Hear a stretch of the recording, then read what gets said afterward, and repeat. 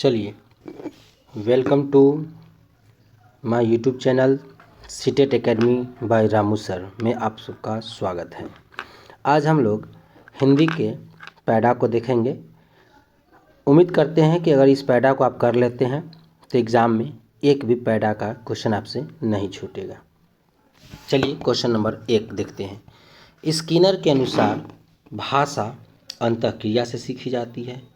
भाषा सीखने एक अत्यंत जटिल प्रक्रिया है। भाषा अनुकरण के द्वारा सीखी जाती है। भाषा परिवेश से सीखी जाती है।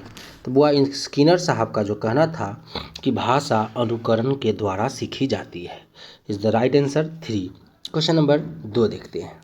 क्वेश्चन नंबर 2 कहता है कि सलमा पहली कक्षा में पढ़ती है, वह किताब शब्द को कतब लिखती है। सलमा का लिखने का यह तरीका डैश को दर्शाता है।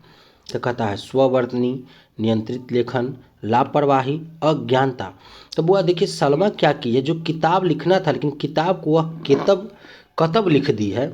इसका मतलब उसके साथ जो है स्ववर्तनी का समस्या है, तो वो स्ववर्तनी हो जाएगा। क्लियर है ना। यहाँ पे स्ववर्तनी को वह दर्शाता है। ठीक है। इसके बाद हम लोग नेक्स्ट क्वेश्चन की तरफ बढ़ते हैं।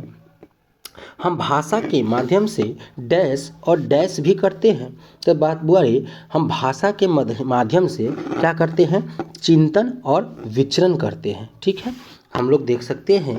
तो ऑप्शन नंबर 2 में है चिंतन कौमा विचरण, है ना, विचरण। तो ये हम लोग का हो गया। इसके बाद नेक्स्ट क्वेश्चन हम लोग देखते हैं। Question number 4। क्वेश्चन नंबर 4 क्या कहता है वो देख लेते हैं। क्वेश्चन नंबर 4 देखिएगा, कहता है कि पाठ्य पुस्तक में रचनाएं एक वातावरण निर्मित करती है और अभ्यास प्रश्न उन्हें डैश उनसे गहराई से डैश और व्यापक अनुभव स्तर से डैश का मौका देता है। तो वो अरे पाठ्य पुस्तक की जो रचना है ना, ये हमारे परखने से, जुड़ने से और तादात्म्य से जो है क्या करता है, मौका देता है। ठीक है, तो ऐसा ऑप्शन आप देख सकते हैं कि 4 में है। ठीक है। नेक्स्ट क्वेश्चन 5 नंबर देखते हैं। कहता है कि प्राथमिक स्तर पर हिंदी भाषा सीखने के लिए सबसे अधिक जरूरी है। ठीक है। कहता है कक्षा में लिखित आकलन होना चाहिए, भाषा शिक्षक का भाषा ज्ञान होना चाहिए, कक्षा में रंगीन पाठ्य पुस्तक होना चाहिए और कक्षा में प्रिंट समृद्ध परिवेश होना चाहिए। तो वो क्या होना चाहिए कि जब प्राथमिक स्तर पर जो हिंदी भाषा सिखाने के सबसे अधिक जरूरी जो है वो कक्षा में प्रिंट समृद्ध परिवेश होना चाहिए, जिससे क्या होगा, बच्चा जो है सीखने में सबसे ज़्यादा उसको महत्वपूर्ण होता है ना, उसके लिए ज़्यादा जरूरी होता है। तो इस द राइट आंसर 5 का हो जाएगा 4। क्वेश्चन नंबर 6 देखते हैं। कहता है कि कक्षा 5 के बच्चों के भाषा आकलन के संदर्भ में आप किस सवाल को सबसे कमज़ोर मानते हैं। कहता है क्या कि ईदगाह कहानी में हामिद ने मेले से क्या खरीदा। ठीक है। केशव सबसे कहता होगा कल्पना करके केशव के शब्दों में लिखो। यदि इला तुम्हारे स्कूल में आए तो उन्हें किन किन कामों में परेशानी होगी। अपने दोस्तों से पूछकर पता करो कि कौन किस बात से घबराता है। तो देखिए कक्षा 5 क्वेश्चन में कह रहा था कि जब कक्षा 5 के बच्चों के भाषा आकलन के संदर्भ में, ठीक है, आप किस सवाल को कमज़ोर मानते हैं, तो इस सब ऑप्शन को पढ़िए। तो इसमें लगता है सबसे अच्छा ऑप्शन हम लोग के साथ कि ईदगाह कहानी में हामिद ने मेले से क्या खरीदा, यह सबसे कमज़ोर है। मतलब जो थोड़ा सा माने आंसर जो है सब पे जो हो क्या हो, सबसे कमज़ोर आंसर हो, इसमें यह क्वेश्चन चुनना था। बाकी 1 नंबर ऑप्शन के अलावा सारा क्वेश्चन जो है थोड़ा उससे अच्छा लग रहा है, क्योंकि केशव 2 नंबर ऑप्शन है, केशव सबसे क्या कहता होगा कल्पना करके केशव के शब्दों में लिखे। ये बच्चे के लिए कल्पना करना कहीं ना कहीं सही है, बच्चा को सोचेगा, कल्पना करेगा। इसके बाद यदि इला तुम्हारे स्कूल में आए तो किन किन बातों से परेशानी होगी, ये भी सही है ना। अपने दोस्तों से पूछकर पता करो कौन किस बात से घबराता है, ये बात सब ठीक है, बच्चे से जुड़ा हुआ है। लेकिन ईदगाह कहानी में हामिद से मेले से क्या खरीदा, ये कहीं ना कहीं सबसे थोड़ा कमज़ोर लग रहा है। तो इस द राइट आंसर 6 का 1 हो जाएगा।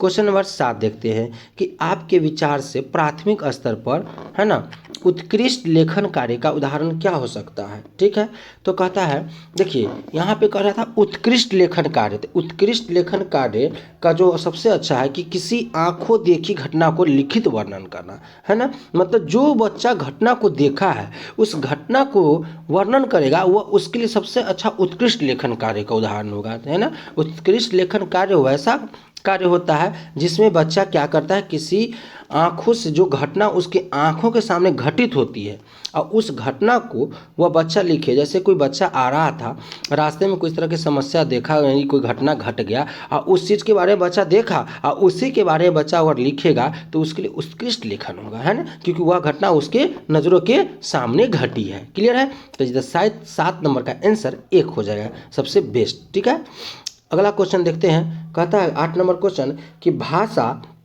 सीखने और भाषा अर्जित करने में मुख्य आधार है। ठीक है, चलिए देखते हैं अगला क्या कह रहा है। कहता आधार है तो ऑप्शन दे रहा है कि भाषा की जटिल संरचनाएं। ठीक है, इसके बाद कह रहा है भाषा की पाठ्य पुस्तकें, भाषा का लिखित आकलन, कह रहा है चौथा कह रहा है भाषा का उपलब्ध परिवेश। जबकि क्वेश्चन आपका कह रहा था कि भाषा सीखने और भाषा अर्जित करने में अंतर का मुख्य आधार क्या होगा। तो मुख्य आधार तो यही होगा कि भाषा का उपलब्ध परिवेश, है ना। जो भाषा का परिवेश उपलब्ध कराया गया वही मुख्य उसका आधार माना जाएगा, जिससे कि भाषा सीखने और भाषा अर्जित करने में उसका मुख्य अंतर को हमारा बता पाएगा। ठीक है, इज द राइट आंसर 8 का 4 हो जाएगा। चलिए इसका नेक्स्ट क्वेश्चन 9 नंबर हम लोग देखते हैं। 9 नंबर क्या कह रहा है कि प्राथमिक स्तर पर बच्चों की भाषा का आकलन करने का उद्देश्य है। ठीक है, तो प्राथमिक स्तर पर बुआरे जो बच्चों की भाषा का आकलन करने का सबसे अच्छा उद्देश्य है कि उसके देखिए उसकी पठन क्षमता का आकलन, उसके भाषा प्रयोग की क्षमता का आकलन, उसकी लेखन क्षमता, उसके बोलने की कुशलता का आकलन। तो देखिए प्राथमिक स्तर पे बच्चों की भाषा आकलन करने का सबसे अच्छा उद्देश्य होता है कि उसके भाषा प्रयोग की क्षमता को आकलन कीजिए। मतलब बच्चा जो भाषा प्रयोग कर रहा है ना, तो उसकी क्षमता क्या है उसका आकलन कीजिए, है ना, उसका जांच कीजिए। तब जो है हम लोग क्या करते हैं, प्राथमिक स्तर के बच्चों के बारे में माने उसकी क्षमता का आकलन करने से उसके भाषा प्रयोग की उद्देश्य को समझ पाते हैं या जान पाते हैं। क्लियर है। क्वेश्चन नंबर 10 देखिएगा, कहता है कि पहली कक्षा में डैश भी लिखने के अंतर्गत आता है।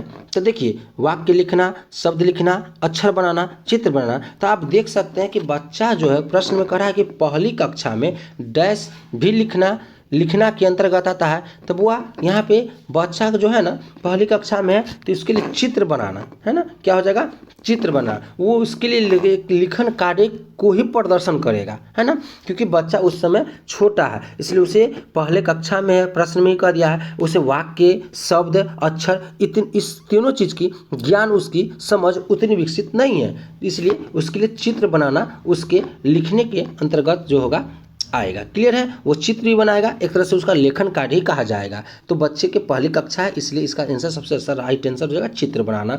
ठीक है, 10 का हो जाएगा 4। चलिए अगला क्वेश्चन 11 देखते हैं कि बहुभाषिकता हमारी पहचान भी है और हमारी डैश व डैश अभिन्न अंग भी, है ना।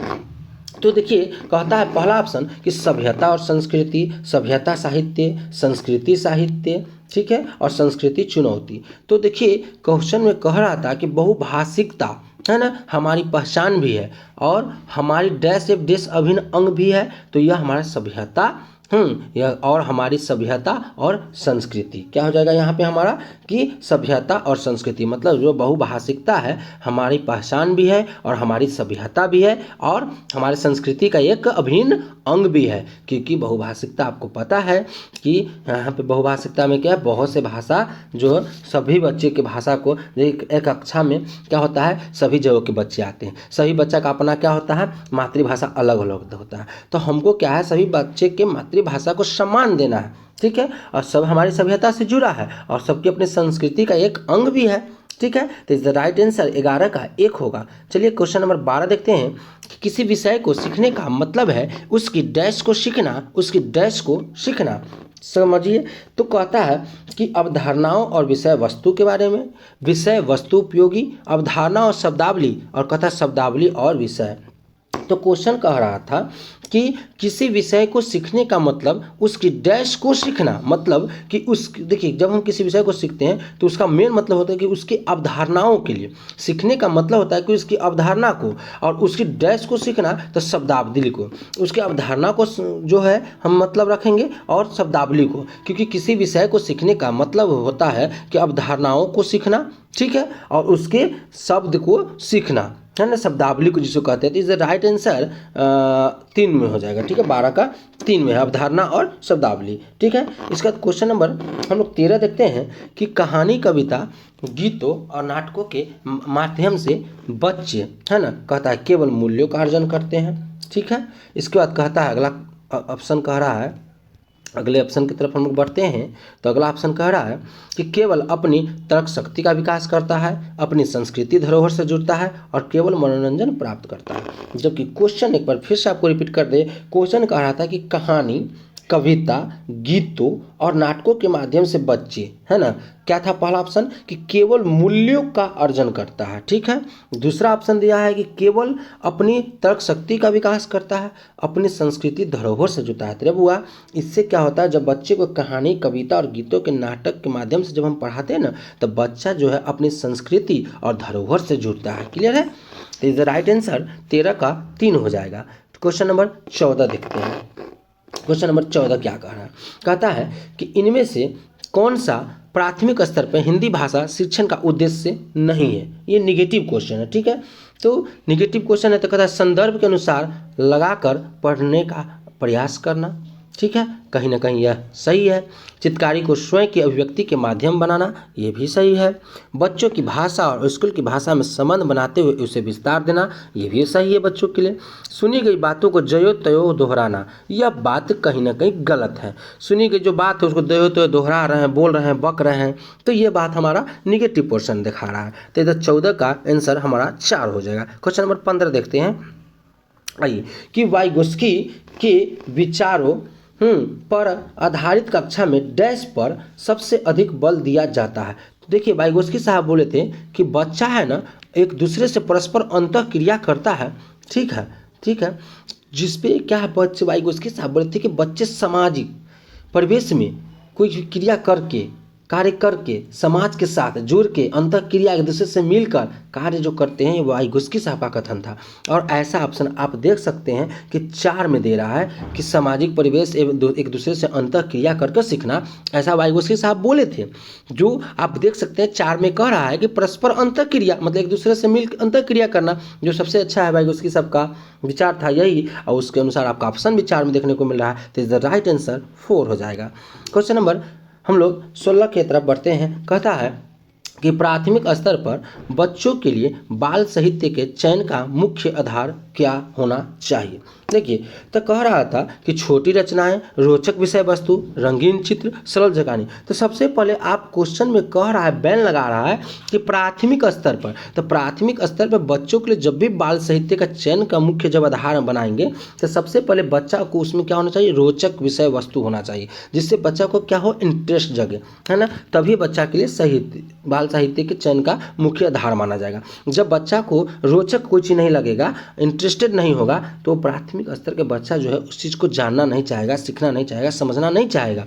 क्लियर है। तो 16 का आंसर हो जाएगा 2 नंबर, रोचक विषय वस्तु, ठीक है। क्वेश्चन नंबर 17 देखते हैं कि भाषा सीखने में की कौन सी विधि मातृभाषा के मध्यस्थ बनाए बिना दूसरी भाषा को सीखने में सहायक होती है। तो आपको पता है कि प्रत्यक्ष विधि जो है क्या करता है कि मातृभाषा के माध्यम बनाए ही किसी दूसरी भाषा को इसमें क्या किया जाता है, सिखाया जाता है। प्रत्यक्ष विधि का यह नियम है, आप पढ़े होंगे तो आपको भी पता होगा कि प्रत्यक्ष विधि एक वैसा विधि होता है जिसे मातृभाषा के माध्यम के बनाए बिना ही, है ना, दूसरी भाषा को सिखाया जाता है, उसे प्रत्यक्ष विधि कहते हैं। और क्वेश्चन नंबर 17 भी यही आपका कह रहा था, ठीक है। तो इज द राइट आंसर 4 हो जाएगा। क्वेश्चन नंबर हम लोग 18 पढ़ते हैं। 18 में क्या कह रहा है कि भाषा शिक्षण में बालक में मौखिक कौशल के विकास के लिए, ठीक है, मौखिक कौशल के विकास के लिए डैश सबसे कम महत्वपूर्ण है, ठीक है। तो चलिए ऑप्शन के अनुसार देखते हैं हम लोग ऑप्शन क्या कह रहा है। ऑप्शन क्या कह रहा है, ऑप्शन कह रहा है कि किसी विषय पर चर्चा करना, बच्चों की बातें को धैर्य से सुनना, प्रश्नों के उत्तर पूछना और अपनी बात कहने का पूरा मौका देना। तो देखिए क्वेश्चन था कि भाषा शिक्षण बालक में मौखिक कौशल, यानी कि मौखिक कौशल मतलब कि पूछकर उसके संज्ञान के बारे में, है ना, कि विकास के लिए सबसे कम महत्वपूर्ण क्या है। तो सबसे कम महत्वपूर्ण मतलब कि सबसे कम जो उस पर क्या हो, सबसे कम दे, जो सबसे अच्छा बेहतर ना हो के सबसे कम लगे। तो देखिए किसी विषय पर अगर चर्चा करेंगे तो ये तो बच्चों के लिए मौखिक कौशल को बढ़ावा देगा। बच्चों की बात को धैर्य से सुने, ठीक है, ये भी सही बात है, अच्छी बात है। अपनी बात को कहने का पूरा बच्चों को मौका देना चाहिए, ये भी सही है। लेकिन प्रश्नों के उत्तर पूछना ये कहीं न कहीं क्या है, ये थोड़ा सा कमज़ोर लग रहा है बच्चों से।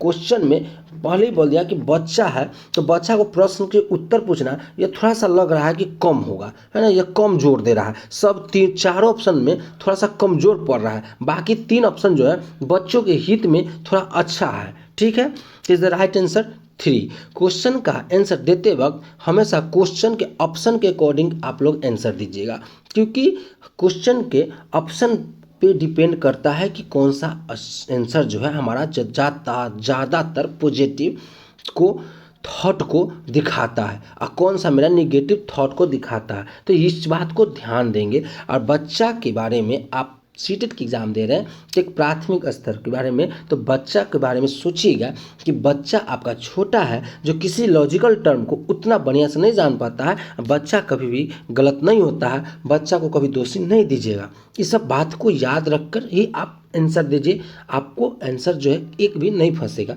चलिए खैर नेक्स्ट क्वेश्चन की तरफ हम लोग बढ़ते हैं।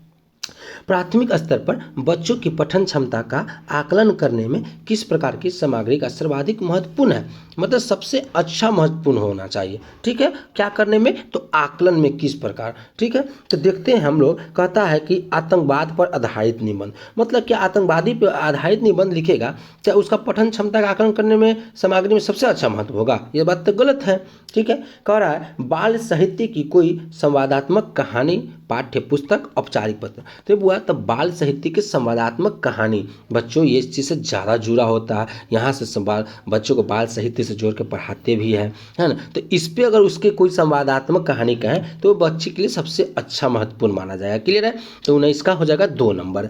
क्वेश्चन नंबर 20 देखते हैं कि भाषा विकास के संबंध में कौन सा कथन सही नहीं है। फिर यहाँ पे निगेटिव क्वेश्चन आ गया। ठीक है, तो कहता है भाषा विकास व्यक्ति निरपेक्ष है, बड़ों का संपर्क भाषा विकास की गति को तीव्र कर देता है, भाषा विकास व्यक्तिक सापेक्ष है, प्रारंभिक भाषाई परिवेश की समृद्धता भाषाई विकास में सहायता होती है। ये देखिए इसमें 2, 3 और 4 इस कहीं न कहीं क्या है, सब सही है। जबकि क्वेश्चन कह रहा था कि भाषा के विकास के संबंध में कौन सा कथन सही नहीं है, तो भाषा विकास व्यक्ति निरपेक्ष है, यह कथन जो है क्या है, सही नहीं है। क्लियर है। नेक्स्ट क्वेश्चन 21 में देखते हैं, भाषा सीखने का उद्देश्य है। चलिए देखिएगा, क्वेश्चन कह रहा कि भाषा सीखने का जो मेन उद्देश्य है क्या है। ऑप्शन का सुना कि प्रत्येक स्थिति में भाषा का प्रयोग कर पाना, आदेश निर्देश दे पाना और सुन पाना, दूसरे की बातों को समझ पाना, अपने मन की बात कहना। ठीक है, तो देखिए भाषा सीखने का मेन उद्देश्य होता है कि हम प्रत्येक स्थिति में कोई भाषा क्या सकते हैं, क्यों सीखते हैं, क्यों उस भाषा का प्रयोग कर सके, है ना, इसलिए भाषा सीखते हैं। यदि कोई व्यक्ति देखते होइएगा अलग अलग भाषा सीखता है, या किसी व्यक्ति को इंग्लिश स्पोकन नहीं आता है तो जाके इंग्लिश स्पोकन सीखता है, क्यों, क्योंकि इंग्लिश भाषा का वो प्रयोग कर सके, है ना। या कोई आदमी फ्रेंच सीखता है, जापानी सीखता है, तो मतलब सीखने का उद्देश्य क्या है कि उस भाषा का वो प्रयोग कर सके, इसलिए। क्लियर है। नेक्स्ट क्वेश्चन की तरफ बढ़ते हैं। कहता है कि कविता कहानियों पर चर्चा करने ये प्रश्न पूछने का उद्देश्य क्या होना चाहिए। ठीक है, तो कहता है कविता कहानी पर चर्चा करने का प्रश्न पूछने का उद्देश्य क्या होना चाहिए, तो भाषा के विभिन्न छटाओं का अनुभव कराना, कल्पनाशीलता का पोषण कराना मात्र है, भाषा सीखने का आकलन कराना मात्र है, साहित्य के प्रति बच्चों की रुचि जागृत करना है।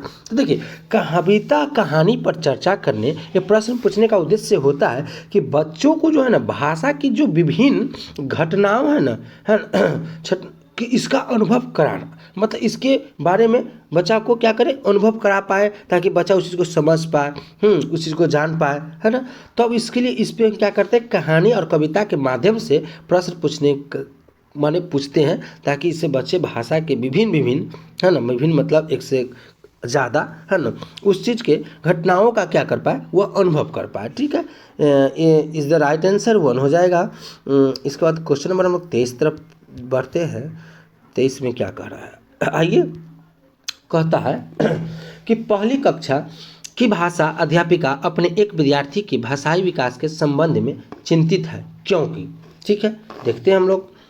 विद्यार्थी पठन पाठन में रुचि प्रदर्शन नहीं करता है।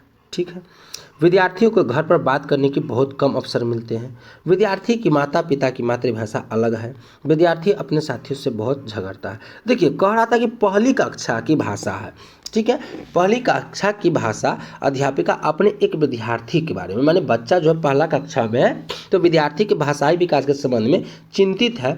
तो क्यों, तो वो अरे इसलिए चिंतित है क्योंकि विद्यार्थियों को जो है ना घर पर बात करने के बहुत कम अवसर मिलते हैं। ठीक है, जिसके वजह से क्या है, यहाँ पे विकास जो है संबंध में चिंतित दिखाया जा रहा है। क्यों, क्योंकि जब ये भाषा का विद्यार्थियों को घर पे प्रयोग करने का अवसर नहीं मिलेगा, तो स्वाभाविक बात है कि पहली कक्षा के जो बच्चा होता है वो क्या होता है, वो अपने परिवार से जुड़ा होता है ना। और परिवार में जब ही उस बच्चा को भाषाई विकास में जब ये परिवार से होता है, बच्चे के पहला प्राथमिकता परिवार दिया जाता है, यहीं से बच्चे का विकास होता है।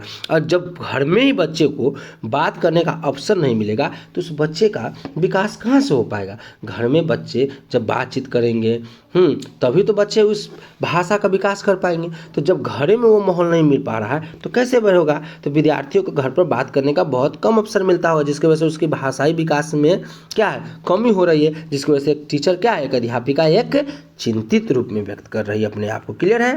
क्वेश्चन नंबर 24 में आइए।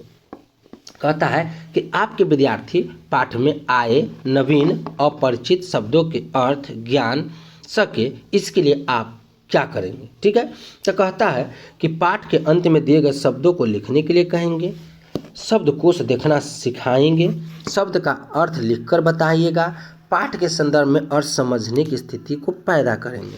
मतलब कि आपके विद्यार्थी जो है पाठ्य के नवीन अपरिचित शब्दों के अर्थ अगर ज्ञान जो है वो जान सके, इसके लिए सबसे अच्छा है कि पाठ के संदर्भ में अर्थ समझने की स्थिति पैदा कीजिए। बच्चा को जो पाठ बताया गया है उसके अर्थ को समझे कि क्या बताया गया, क्या हमको समझाया गया। तो इसके सबसे अच्छा आंसर 24 का 4 दिखाई दे रहा है। चलिए, तो 24 का 4 हो गया, कहीं से कोई दिक्कत नहीं। क्वेश्चन नंबर 25 देखते हैं। कहता है कि नैना पहली कक्षा में पढ़ती है और वह मुझे आम बहुत अच्छा लगता है, मैं थक गई आदि वाक्यों का प्रयोग करती है नैना। अब 4 गो बात यहाँ पे दे रहा है। कहता है कि लिंग वचन क्रिया आदि की दृष्टि से सर्वनाम का प्रयोग करना जानती है, केवल सर्वनाम का ही प्रयोग जानती है, केवल लिंग दृष्टि सर्वनाम का समुचित प्रयोग करना जानती है, केवल मैं वाले वाक्य में ही बोल सकती है। तो क्वेश्चन गौर से पढ़िए।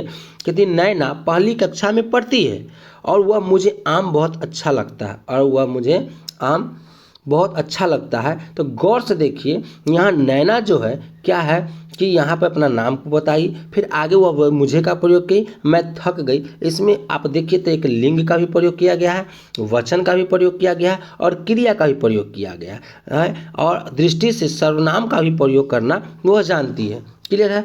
तो यहाँ पे सबसे अच्छा आंसर आपका 1 है। बाकी तो वैसे भी नहीं लग रहा है, क्योंकि तीनों ऑप्शन में केवल लगा हुआ है। केवल ऑप्शन कहीं ना कहीं बच्चा को क्या करता है, जो क्लॉज इंडेड करता है, और क्लॉज इंडेड आंसर एक बच्चे के लिए जो है निगेटिव माना जाता है। ठीक है, ओपन इंडेड हमेशा बच्चों के लिए बेस्ट होता है।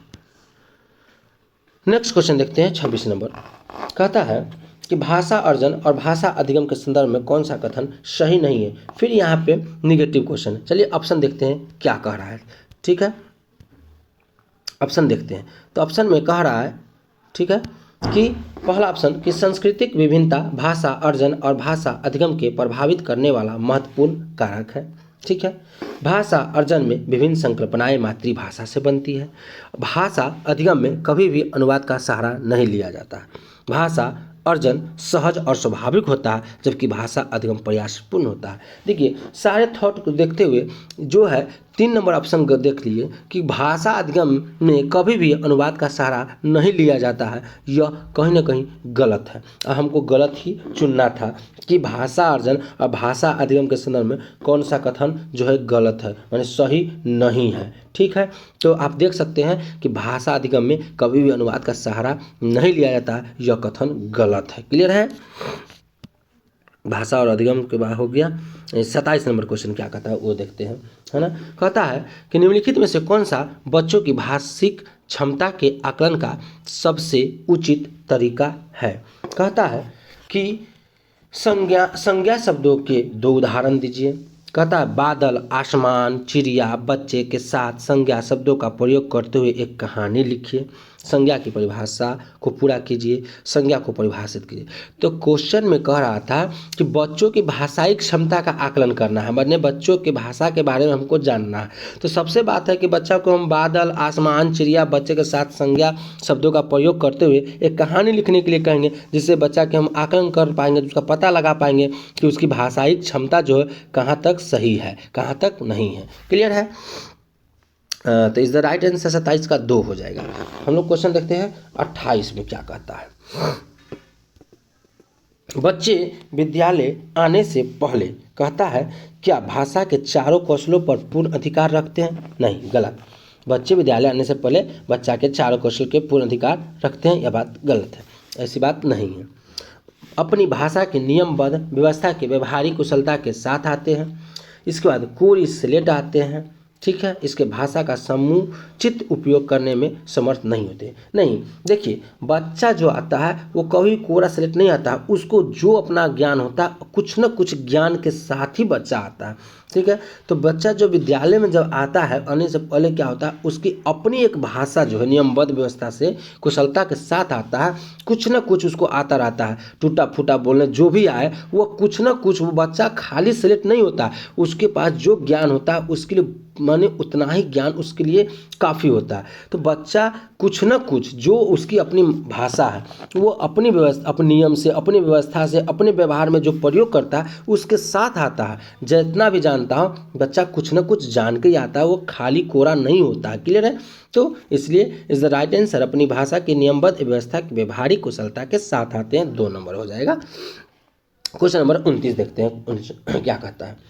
कहता है कि बच्चों की मौखिक भाषा का सतत आकलन करने का सबसे बेहतर तरीका क्या है। देखिए जब सतत आकलन करने का सबसे बेहतर तरीका पूछ रहा है तो सीधा सी बात है कि विभिन्न संदर्भों में बातचीत, क्योंकि शब्द पढ़वाना, प्रश्नों के उत्तर पूछना, विभिन्न संदर्भों में बातचीत और सुने हुए को दोहराने के लिए कहना। तो देखिए सबसे अच्छा है कि बच्चों की मौखिक भाषा का सतत आकलन करना है, तो स्वाभाविक है कि विभिन्न संदर्भों में बातचीत सबसे बेस्ट ऑप्शन है।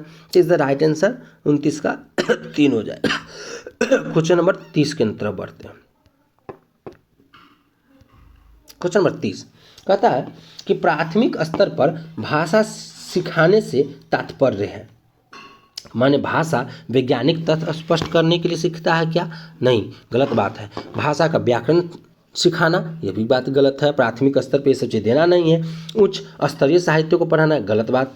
भाषा का प्रयोग सिखाना, हाँ, प्राथमिक स्तर पर भाषा सिखाने का मतलब तात्पर्य मेरा यही उद्देश्य होता है कि बच्चा भाषा का प्रयोग करना सीख जाए। ठीक है, तो इस राइट आंसर 30 का 4 इजी क्वेश्चन है। इसके बाद प्राथमिक स्तर पर 31 नंबर कि प्राथमिक स्तर पर भाषा शिक्षण की प्राथमिकता होनी चाहिए। क्या होनी चाहिए। कहता है केवल बोलकर पढ़ने की क्षमता विकसित करना।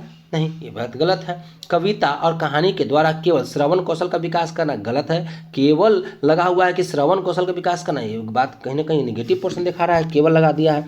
बच्चों की रचनात्मक और मौलिकता को पोषित करना, है ना, बच्चों की चित्रात्मक क्षमता का विकास करना।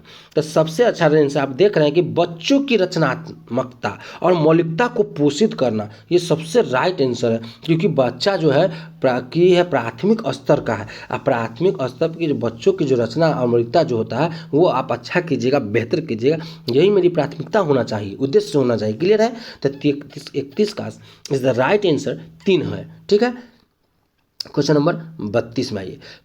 कक्षा में कुछ बच्चे लिखते समय वर्तनी संबंधी त्रुटियां करते हैं, एक भाषा शिक्षक के रूप में आप क्या करेंगे? चलिए देखते हैं क्वेश्चन में ऑप्शन क्या है। कहता है शब्दों का सही रूप लिखते हुए बच्चों को दोनों तरफ के शब्दों को अवलोकन करके अंतर पहचानने का अवसर देंगे। ठीक है, इसके बाद कहता है कि उन्हें सख्त निर्देश देंगे, आगे से गलती न करे। यह तो गलत बात है, बच्चों को निर्देश गलती ये सब निर्देश नहीं करना है, उसको सख्त नहीं देना है, उसको मारपीट दंड ये सब कुछ नहीं करना है बच्चों को। बोले ना बच्चा को एक तरह समझिए वो भगवान है, कहीं से कोई त्रुटि नहीं उसमें, 100% एक्यूरेसी के साथ है बच्चा सीटेट की परीक्षा में आप बैठ रहे थे, इतना ही समझिए कि बच्चा पूर्ण रूपेण भगवान का रूप है, वो कोई गलती उनसे नहीं होता, उससे जो गलती है आप में है, जो कमी है आप में है। ठीक है, तो ये बात गलत है, उनकी त्रुटि पर बिल्कुल ध्यान नहीं देंगे, नहीं बात गलत है, आपको ध्यान देना है ना।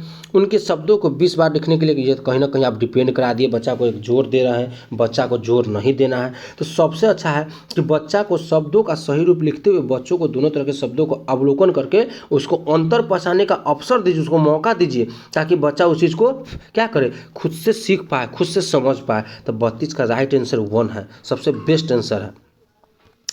33 में कहता है भाषा कौशल के संबंध में कौन सा कथन सही नहीं है, मतलब भाषा कौशल के बारे में कह रहा है कि क्या गलत है। तो समझिए हम लोग कहता है पहला ऑप्शन कहता है कि भाषा कौशल एक क्रम में ही अर्जित किए जाते हैं, यह बात सारा क्या है कि सही नहीं है। जबकि यह बात क्या है कि भाषा कौशल एक क्रम ही अर्जित किए जाते हैं, यह बात सही है। ठीक है, इसके बाद कि भाषा कौशल एक दूसरे को प्रभावित करते हैं, यह भी बात सही है। इसके बाद कि भाषा कौशल एक दूसरे से संबंधित है, कथन सही नहीं है। तो देखिए चौथा ऑप्शन क्या कह रहा है, चौथा ऑप्शन भाषा कौशल एक क्रम में अर्जित नहीं किए जाते हैं। ठीक है, तो देखिए क्वेश्चन में यही कह रहा था। क्वेश्चन नंबर 33 में फिर आइए, क्वेश्चन नंबर 33 को फिर से समझिए। कह रहा था कि भाषा कौशल के संबंध में कौन सा कथन सही नहीं है। तो भाषा कौशल के संबंध में आप तीनों अब सब देखें तो सब बात कथन जो है एक दूसरे से संबंध है, लेकिन भाषा कौशल एक दूसरे से संबंधित नहीं है, यह बात सारा क्या है, यह बात गलत है। भाषा कौशल एक दूसरे से संबंधित नहीं है, यह बात गलत है, क्योंकि यह एक दूसरे से क्या है, संबंधित होता है। ठीक है, तो कथन में निगेटिव था, भाषा कौशल के संबंध में कौन सा कथन सही नहीं था। तो भाषा कौशल एक दूसरे से संबंधित है, यह कथन जो है सही नहीं है ना। भाषा कौशल एक दूसरे से संबंधित है, यह कथन सही नहीं है, क्योंकि भाषा कौशल एक दूसरे से संबंधित है, यह बात कथन जो है आप लोग याद रखिएगा कि एक दूसरे से संबंधित नहीं है। क्वेश्चन को यहाँ पे निगेटिव पोर्शन दिखाया जा रहा है, बाकी सब जो है जो भाषा और कौशल के संबंध में जो है क्या है, सही है। क्या है, तो भाषा कौशल एक क्रम में ही अर्जित किए जाते हैं, भाषा कौशल एक दूसरे को प्रभावित करते हैं, और चौथा क्या था आपका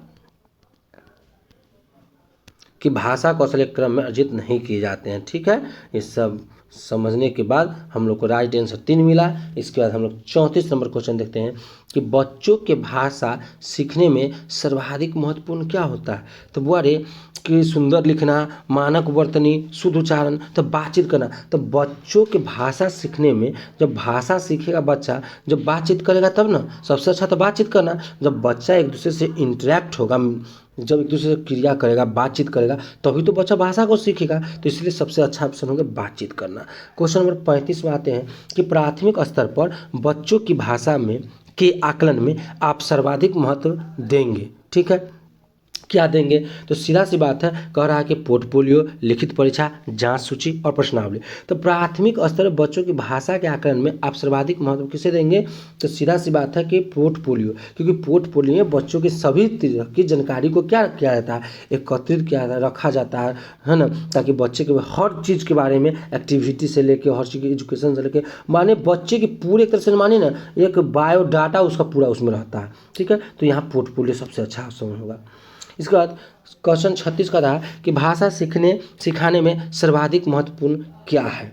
कहता है संचार के माध्यम का प्रयोग, अभिभावकों का साक्षर होना, भाषा शिक्षण का भाषा ज्ञान, भाषा का समृद्ध परिवेश। हाँ, तो भाषा सीखने का सबसे सर्वाधिक महत्वपूर्ण है कि भाषा का परिवेश होना चाहिए, समृद्ध भी परिवेश होगा तभी तो जाकर बच्चा भाषा सीखेगा। तो 36 का 4 है ना।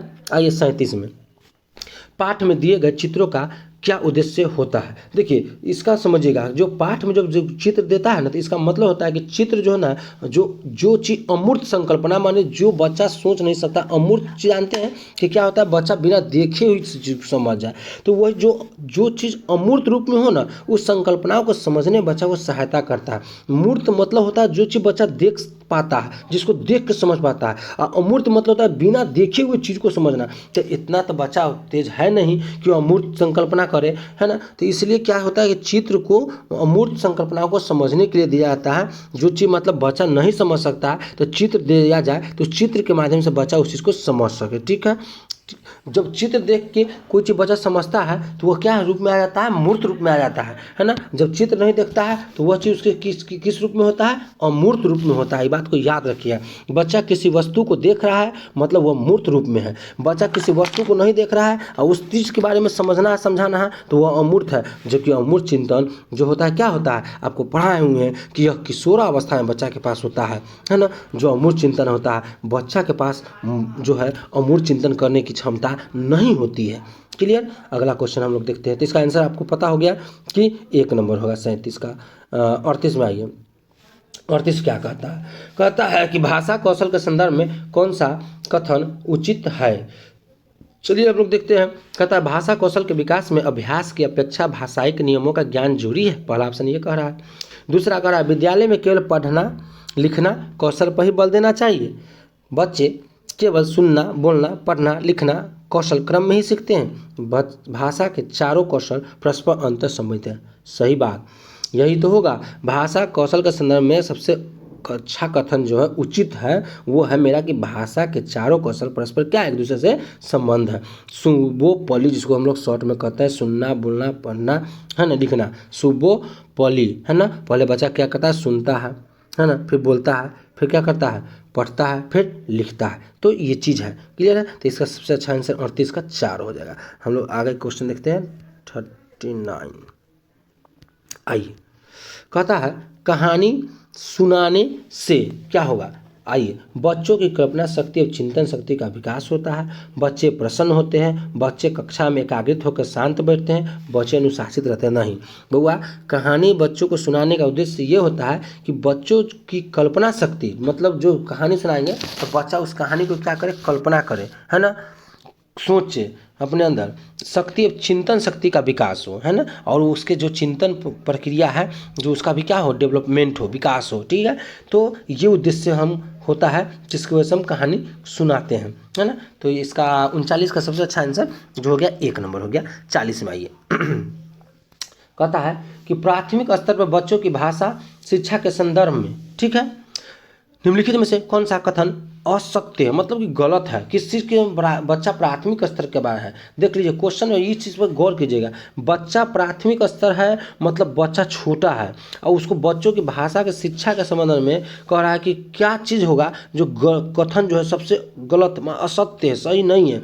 चलिए, तो सुधार के नाम पर की जाने वाली टिप्पणियों पर निरर्थक अभ्यास के बच्चों में अरुचि उत्पन्न हो सकती है। ठीक है, ये कह रहा है। बच्चे समृद्ध भाषा परिवेश में सहज और स्वतः रूप से भाषा में परिमार्जित कर लेंगे। बच्चे भाषा की जटिल समृद्ध संरचनाओं के साथ विद्यालय आते हैं। बच्चों की भाषा संकल्पनाओं और विद्यालय में प्रचलित भाषा परिवेश में विरोधाभास ही भाषा सीखने में सहायता होता है। यह बात कहीं ना कहीं पूरा गलत है। विरोधाभास भाषा सीखने में सहायता होता है, यह पूरा असत्य है। ठीक है, तो यह बात गलत है। तो आप लोग इसका आंसर आप लोग जान सकते हैं कि क्या होगा, जो 4 होगा। कहीं से कोई दिक्कत नहीं। आगे हम लोग क्वेश्चन नंबर देखते हैं 41। क्या कहता है कि भाषा सिखाने का उद्देश्य क्या है। तो स्वाभाविक सी बात है कि भाषा सीखने और सिखाने का मेरा उद्देश्य होता है कि विभिन्न स्थितियों में बच्चा क्या करे, भाषा का प्रभावी प्रयोग कर सके। मतलब बच्चा जो है किसी भी स्थिति होवे, अलग अलग स्थिति में क्या करे, उसका प्रभाव का माने उसको बच्चा उस भाषा का प्रयोग कर सके, इसलिए हम भाषा सिखाते हैं। ठीक है, तो इज द राइट आंसर सबसे अच्छा इसका हमको 2 लगा, इसलिए 2 ही होगा। ठीक है, अगला देखते हैं। भाषा की कक्षा में एक शिक्षक बच्चे से क्या अपेक्षा करता है। मतलब कि भाषा की कक्षा में एक शिक्षक क्या माने अपेक्षा करता है बच्चों से। आइए देखते हैं ऑप्शन के अनुसार ऑप्शन क्या कहता है। आगे भाग गया। चलिए देखते हैं। बच्चे अपनी मातृभाषा का बिल्कुल भी प्रयोग न करें, गलत बात है। बच्चे मातृभाषा प्रयोग नहीं करेगा तो बोलेगा कैसे? बच्चे तो अपनी मातृभाषा का प्रयोग करते ही हैं। बच्चे सवालों के बंधे बंधाए जवाब न दें, बच्चे सवालों के बंधे बंधाए जवाब दें, संस्कृतनिष्ठ भाषा में ही जवाब दें। देखिए यहाँ पे कह रहा था क्वेश्चन कि भाषा की कक्षा में एक शिक्षक, ठीक है, एक शिक्षक बच्चे से क्या अपेक्षा करता है? तो यही शिक्षक यही करता है अपेक्षा कि बच्चे सवालों को बंधे बंधाए जवाब न दे, मतलब कि एक क्लॉज इंडेड मतलब फिक्सिबल प्रश्न का जवाब न दे, ये अपेक्षा करता है, ठीक है, एक शिक्षक। ठीक है, तो इसका आंसर बड़ा आसान था, 2 नंबर बहुत सब देखने ही से लग रहा था। चलिए नेक्स्ट क्वेश्चन चलते हैं। बच्चों की भाषा के आकलन का सर्वाधिक प्रभावी तरीका क्या होता है? तो देखिए प्रश्न के उत्तर देना, प्रश्न पूछना, पढ़ी गई सामग्री पर प्रतिक्रिया व्यक्त करना, श्रुत लेख लिखित परिचय। तो स्वाभाविक सा बात है कि बच्चों की भाषा के आकलन का सर्वाधिक प्रभावी तरीका होगा कि प्रश्न पूछे, अच्छा पढ़ी गई सामग्री पे क्या करे, उसको प्रतिक्रिया को व्यक्त कर दे, है ना, तो ये सबसे अच्छा होगा। ठीक है, तो इसका 2 नंबर हो जाएगा। इसके बाद भाषा के व्याकरण की समझ को कहता है केवल लघुत्तर प्रश्नों के माध्यम से आंका जा सकता है। ठीक है, कहता निबंधनात्मक प्रश्नों के माध्यम से आंका जाना चाहिए, संदर्भपरक प्रश्नों के माध्यम से आंका जाना चाहिए, तो केवल वस्तुनिष्ठ प्रश्नों के माध्यम से जाना चाहिए। जब हुआ तो भाषा के व्याकरण की समझ को जो है ना क्या होता है, यह हमारे संदर्भपरक प्रश्नों के माध्यम से, मतलब जो हमसे जुड़ा हुआ है, जो हमारे संदर्भ से है ना, तो उसके माध्यम से आप उसको आंकिए। ठीक है, भाषा के व्याकरण की समझ को, क्योंकि बच्चा जो है उतना जो होता है मतलब संज्ञान का विकास नहीं होता, उतना कॉग्निटिव डेवलपमेंट नहीं होता है, जिसके वजह से हमको उसके संदर्भ से जुड़ी हुई चीज़ों से तब उसके भाषा के माध्यम से माने इसका जो है व्याकरण का क्या करेंगे, उसके समझ का जो है आंकेंगे, माने उसको आकलन करेंगे या जांच करेंगे या मूल्यांकन करेंगे। ठीक है, तो इसका 44 का आंसर जो होगा 3 नंबर हो गया। इसके बाद नेक्स्ट क्वेश्चन हम लोग देखते हैं। प्राथमिक स्तर पर भाषा सिखाने की सर्वश्रेष्ठ विधि क्या है? देखिए जब इसका याद रखिएगा कि जब बच्चा प्राथमिक स्तर पे है तो सबसे अच्छा सर्वश्रेष्ठ विधि क्या होगा, तो बच्चों के साथ कविता का गाना, बच्चों को कहानी सुनाना, बच्चों को पाठ्य पुस्तक पर आधारित वीडियो कार्यक्रम दिखाना, तो बच्चों को भाषा का प्रयोग करने की विविध अवसर देना। हाँ, यही विविध अवसर देना, बच्चा को जब मौका दीजिएगा तो भाषा सीखने में सबसे अच्छा यही है कि बच्चा को भाषा प्रयोग करने का क्या कीजिए, मौका दीजिए, अवसर दीजिए, तभी तो बच्चा भाषा सीखेगा। क्लियर है, तो इसका सबसे अच्छा आंसर 45 का 4 था। चलिए नेक्स्ट क्वेश्चन हम लोग देखते हैं। 46 में क्या कहता है प्राथमिक स्तर की प्राथमिक स्तर पर पाठ्य पुस्तक के निर्माण करते समय आप किस बिंदु पर विशेष ध्यान देंगे? ठीक है, कहता है कि प्रतिलेखनों की रचनाएं शामिल हो, हिंदी भाषा के वैविध्यपूर्ण रूप शामिल हो, उपदेशनात्मक पाठ शामिल हो, कहानियां अधिक से अधिक शामिल हो। तो वह प्राथमिक स्तर पे बच्चा है ना, तो उसमें क्या होना चाहिए, हिंदी भाषा के वैविध्यपूर्ण रूप होना चाहिए, जिससे क्या होगा, बच्चा यह वैविध्यपूर्ण रूप जब होगा तो उस बिंदु के बारे में बच्चा विशेष ध्यान दे पाएगा, है ना। तो इस क्वेश्चन का आंसर बहुत आदमी जो है ना गलत मान लेता है। ठीक है, तो आप इस चीज़ को याद रखिएगा कि प्राथमिक स्तर पे पाठ्य पुस्तक का निर्माण करते समय, है ना, ये हमको इस बिंदु पर हमेशा ध्यान देना होना चाहिए कि हिंदी भाषा में जो वैविध्यपूर्ण रूप है या नहीं है, इस चीज़ पे ध्यान देना चाहिए। क्लियर है, तो 46 का हो जाएगा 2 नंबर। ठीक है, नेक्स्ट हम लोग करते हैं 47। भाषा अर्जित करने की प्रक्रिया में किसका महत्व सर्वाधिक है? ठीक है, तो सबसे अच्छा देखिए कहता है कि भाषा कक्षा का, भाषा प्रयोगशाला का, पाठ्य पुस्तक का, समाज का। तो सीधा सी बात है समाज का, क्योंकि भाषा अर्जित करने की प्रक्रिया किसका होता है सबसे अच्छा, समाज में, क्योंकि भाषा अर्जित जो होता है बच्चा क्या करता है, समाज में देखता है, सुनता है, समझता है और उस चीज़ को क्या करता है, समाज से सीख लेता है। ठीक है, लेकिन इसी में क्या रहता अधिगम, तो उसको क्या करना पड़ता, सीखना पड़ता कहीं ना कहीं। ठीक है, तो भाषा अर्जित जो है सबसे बेहतर समाज से होता है, क्योंकि बच्चा समाज में जैसा देखेगा वैसे बातों को समझेगा और सीखेगा। 48 में आइए, बच्चों की भाषा का आकलन करने के लिए सबसे उचित तरीका क्या है? कहता है कि बच्चों की लिखित परीक्षा लेना, बच्चों के भाषा प्रयोग का अवलोकन करना, बच्चों से किताब पढ़वाना, बच्चों से परियोजना के कार्य करवाना। तो सीधा सी बात है कि बच्चों के भाषा प्रयोग का अवलोकन करना, तभी तो बच्चे के जबकि बच्चों की भाषा जो है उसका प्रयोग का अवलोकन कीजिएगा, तभी तो बच्चों की भाषा के आकलन कर पाइएगा, जान पाइएगा। क्लियर है? तभी तो उसका मूल्यांकन हो पाएगा। क्लियर? तो इसलिए 48 का सबसे अच्छा आंसर 2 है। ठीक है। 49 कहता है किसी भाषा पर अधिकार प्राप्त करने के लिए सबसे महत्वपूर्ण है क्या है? तो समझिए, कहता है शब्दों के अर्थ जानना, है ना, उस भाषा की वाक्य संरचना को जानना, उस भाषा के अधिक प्रयोग करना, उस भाषा का व्याकरण जानना। वह तो कहता है किसी भाषा पर अधिकार प्राप्त करने के लिए सबसे महत्वपूर्ण है कि उस भाषा का क्या हो, अधिक से अधिक बच्चा क्या कर पाए, प्रयोग कर पाए, तभी तो समझेगा, उस भाषा पर अधिकार प्राप्त कर पाएगा। जब उस चीज़ का प्रयोग करेगा तो वो बच्चा क्या करेगा, उस चीज़ को ज़्यादा समझेगा, ज़्यादा सीखेगा। तो उस भाषा का अधिक से अधिक प्रयोग होना चाहिए। इज द राइट आंसर 49 का 3 हो जाएगा। आइए हमारा लास्ट क्वेश्चन है 50 नंबर कि समग्र भाषा पद्धति पर आधारित कक्षा क्या कहता है? कहता है गतिविधियों के आयोजन पर बल देता है, कहता है कि बच्चों के भाषाई विकास की स्पष्ट समझ पर बल देता है, बाल साहित्य को पढ़कर सुनाने पर बल देती है, सभी भाषाओं को सीखने पर बल देती है। देखिए, तो समग्र भाषा पद्धति जो होता है ना, यह जो है ना हमारे बच्चे के जो भाषा की जो स्पष्टता है ना उस पर बल देती है। यह हमारे बच्चे की भाषा की स्पष्टता को क्या करता है, समग्र पद्धति का प्रयोग जो है, याद रखिएगा कि समग्र भाषा पद्धति पर आधारित कक्षा जो होता है वो हमारे भाषा के विकास की स्पष्ट समझ को क्या करता है, जोर देता है, यानी कि इस पर बल देता है। ठीक है, जिससे हमको क्या होता है कि भाषा का जो है ना स्पष्ट समझ हो जाता है। ठीक है, आपको पूछ सकता है कि भाषाई विकास की स्पष्ट समझ क्या होता है, तो समग्र भाषा पद्धति का प्रयोग किया जाता है। ठीक है, तो 50 को क्वेश्चन आपको हम करवा दिए हैं। आप लोग इस क्वेश्चन को देखिए, बहुत ही आप लोग को माने एग्ज़ाम में क्या करेगा, हेल्प करेगा। और आप लोग को 50 क्वेश्चन और हम करवाएंगे। ठीक है, कहीं ना कहीं आप लोग को हम 100 क्वेश्चन 200 क्वेश्चन के आसपास क्वेश्चन करा देंगे।